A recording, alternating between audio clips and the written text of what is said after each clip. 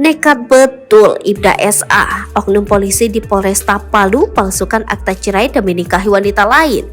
Kelakuan Ibda SA ternyata nekat bohongi istri pertamanya sehingga nekat memalsukan akta cerai. SR, istri Ibda SA yang sakit hati rumah tangganya dianggap cerai akhirnya melaporkan suaminya.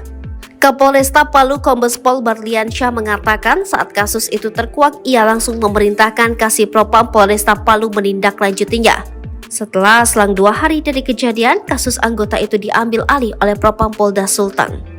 Barliansyah juga menyampaikan bahwa SA merupakan personil dari Satuan Intelkam Polresta Palu.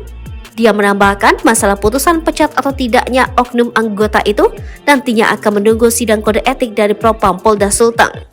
Saya selaku Kapolresta Palu menghormati hasil putusan sidang nantinya yang akan dilakukan oleh Propam Polda Sulteng. Tidak ada anggota yang kebal hukum, berbuat harus berani tanggung jawab, ujarnya. SA ditahan di Lapas Kelas 2A Watampone Selasa 18 Juli 2023 untuk 20 hari ke depan karena telah memenuhi syarat subjektif dan objektif sebagaimana dimaksud dalam pasal 21 KUHAP.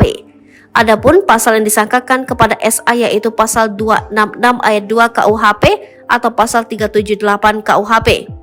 Kasus Ibda SA palsukan akta cerai demi nikahi wanita lain akhirnya dilakukan pelimpahan tahap 2 berkas dan tersangka ke Kejari Bone. Di Kejari Bone, Ibda SA langsung ditahan. Setelah itu Ibda SA langsung dikirim ke Lapas Kelas 2A Watampone. Tersangka SA dititipkan untuk 20 hari ke depan, kata Kasih Intel Kejari Bone, Andi Hairil Ahmad. SR, korban Ibda SA dalam kasus pemalsuan akta cerai ternyata yang meminta agar dilakukan penahanan oleh kejaksaan. SR mengaku pernah menerima ungkapan yang bernada ancaman dari pihak tersangka. Oleh sebab itu, ia merasa terancam keselamatan jika Ibda SA tak ditahan.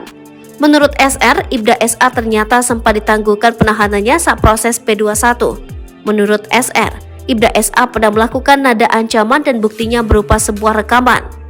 Penahanan SA atas dugaan kasus penipuan dan pemalsuan akta cerai demi menikahi wanita asal Kabupaten Bone, Provinsi Sulawesi Selatan berinisial SR. Kasus itu bermula saat SR melaporkan SA ke Polres Bone karena merasa tertipu. Sebelum mengawini SR, SA mengaku bahwa telah bercerai dengan istri pertamanya.